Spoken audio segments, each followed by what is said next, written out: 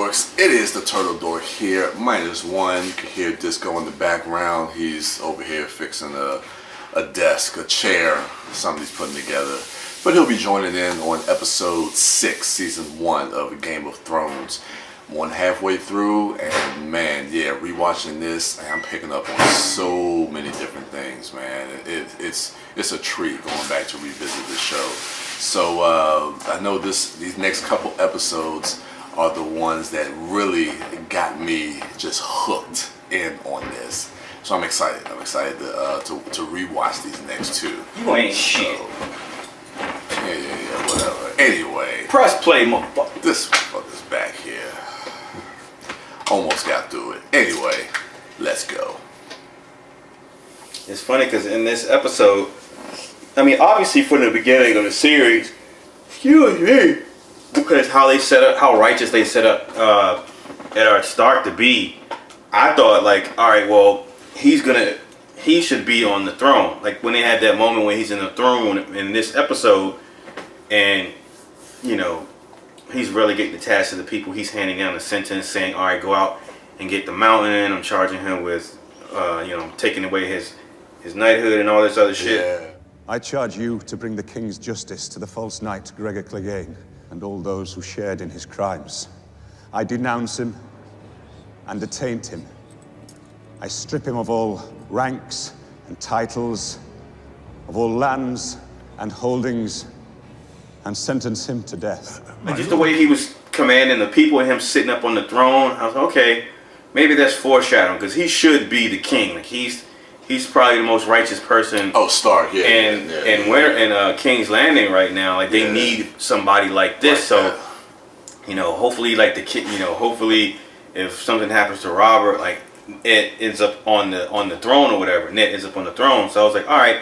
So when that scene happens, like I kind of felt like, all right, maybe I think that's where this is going. Like maybe that was his calling. That's why he came to King's Landing to find out everything is jacked up and I gotta fix it. Yeah. And even if I gotta send my kids away while I do it, because I don't want them to see or be a part of the dirty work.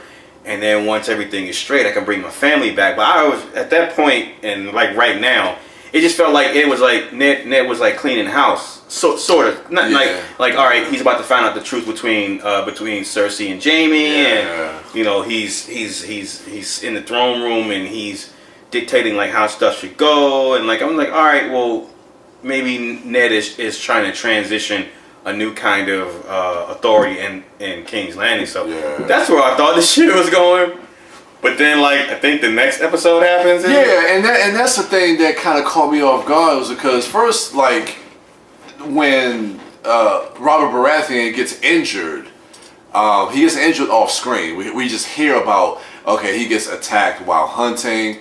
And then and because of how this show is, that's why I was thinking to myself, well, I think there's something else behind that. Like, I'm thinking, like you say, like there's so much conspiring behind people's backs that maybe Cersei or somebody from the Lannisters would conspire to, like, you know, kill Robert Baratheon. Yeah. But as the show went on, that revelation or nothing was even being talked about. So I figured, wow, maybe he really did just get attacked by a boar. I mean, that was a tragic part, like, you know, of you know, all the shady people he was surrounded by that were scheming on his downfall. Yeah. Like that, his death just kind of fell into their hands. Yeah.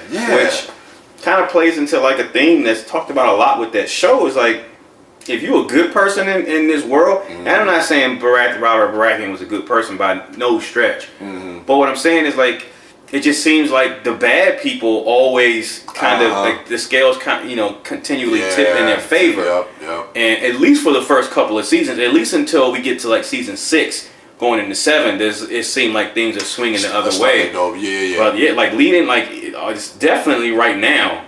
I know. In this season, it just seems like, dude, if you're a good person, you screwed. Right. Or if some bad people are against you, you know, they about to win. They winning. So, you know, that was just the tragic thing that happened to Robert Baratheon. That damn, like all these people want to kill you, and luckily for them, you just happen to die, which, you know, made it easy for them. That's one less scheme they got to plot on, and it puts them one step closer it maneuvers Cersei and Jaime one step closer to where they want to be. Yeah.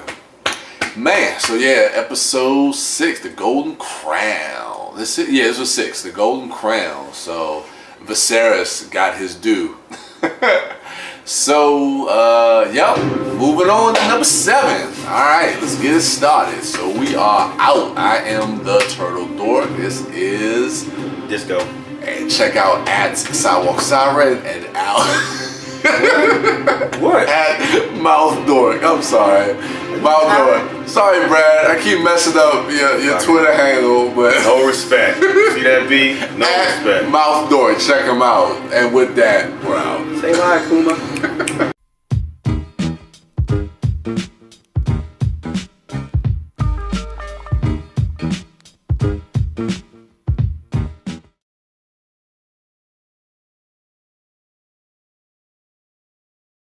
But perhaps I can give you justice in the name of our king, Robert.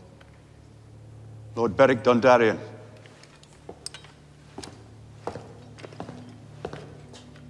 You shall have the command. Assemble 100 men and ride to Sir Gregor's keep. As you command.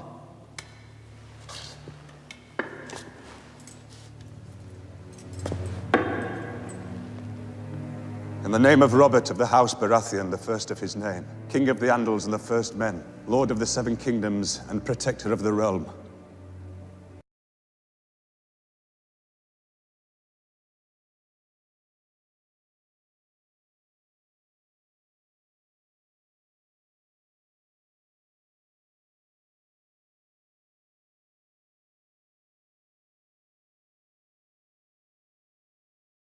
My lord, this is a drastic action. It would be better to wait for King Robert's return. Grand Maester Pycelle, My lord. send a raven to Casterly Rock. Inform Tywin Lannister that he has been summoned to court to answer for the crimes of his bannermen. He will arrive within the fortnight or be branded an enemy of the crown and a traitor to the realm.